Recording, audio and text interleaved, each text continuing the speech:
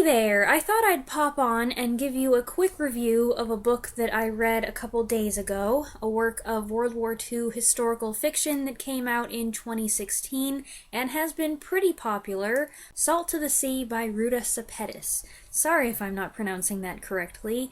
It revolves around the little-known true story of the sinking of the Wilhelm Gustloff, a German cruise ship turned evacuation ship and floating hospital that was sunk by a Russian torpedo. In 1945, as the Red Army advanced through Eastern Europe reclaiming Nazi-occupied territory, refugees were in a panic to get away, for the Russians were known to rape and pillage everywhere they went. As they were closing in, the Germans instituted Operation Hannibal in an attempt to get roughly 2 million refugees to safety via the Baltic Sea. Unfortunately, the ships provided really couldn't accommodate this many people. The Wilhelm Gustloff, for example, which was named for the first leader of the Nazi Party in Switzerland, far exceeded its maximum capacity of about 2,000 passengers, taking on about 10,000 refugees, both German officials and non-German civilians. The other ships were similarly overcrowded. Before these ships could reach their destination, they were torpedoed by Russian subs,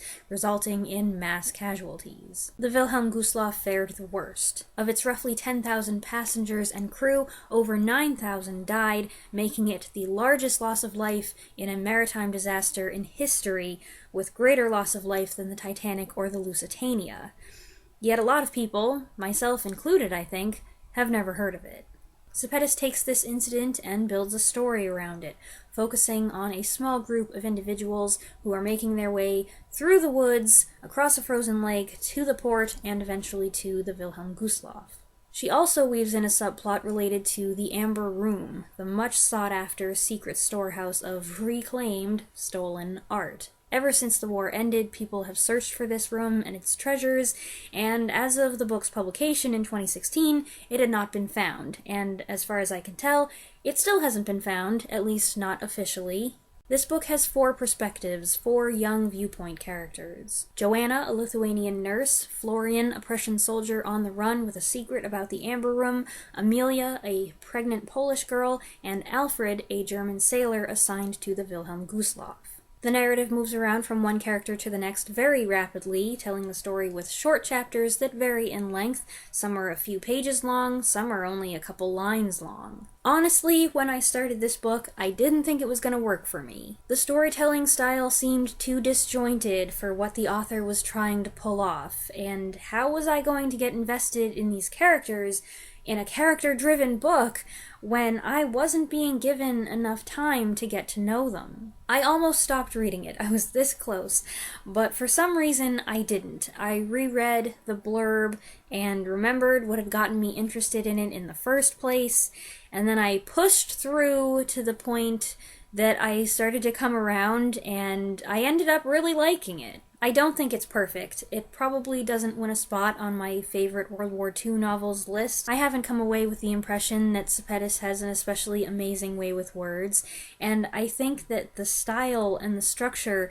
takes risks that could endanger how much a person is able to enjoy the book. Depending on your taste or on the way you read it, you could find it disjointed. The fact that the book only stays in one scene for a couple minutes means you could feel removed from the situation. It's constantly moving and it feels like, I only got to stay here for a second before we were going on to the next thing. That also means there's a risk of emotional detachment from the characters and the private tragedies that they're going through. I did find the emotional moments moving, especially during the climactic event, but I feel like they could have been even more effective if Sepetys had applied the brakes a little more and lingered in one spot a little longer a few times. There were a few points when I started to get emotional, but then the chapter would end and the point of view would change, and the moment was gone. It prevented me from really feeling it. I do suggest that it seems like the best way to enjoy the book and feel like you get to know the characters is to not read it in 10-minute or 10-page intervals. I went through the first 20% or so that way, and it didn't work for me. It read much better when I had the chance to devote a couple good chunks of time to it. That seems to be the best way to allow the characters to make their mark.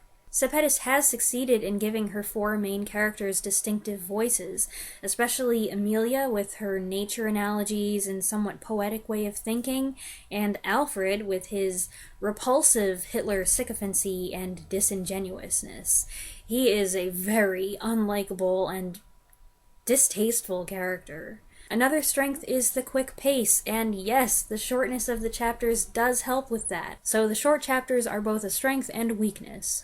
It's a relatively quick read, especially as the action gets more intense and frantic, and it's a good story. And Sepetys doesn't shy away from some brutal truths. She acknowledges some horrible things, like certain Russian atrocities, and moments during the sinking that show human nature kind of at its worst.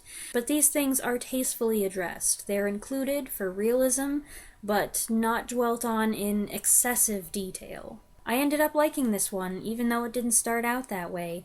So, if you're a fan of World War II novels that revolve around true events, you might want to check it out. And if you have already read it, feel free to share your thoughts on it in the comments below, keeping it spoiler-free if you can, please.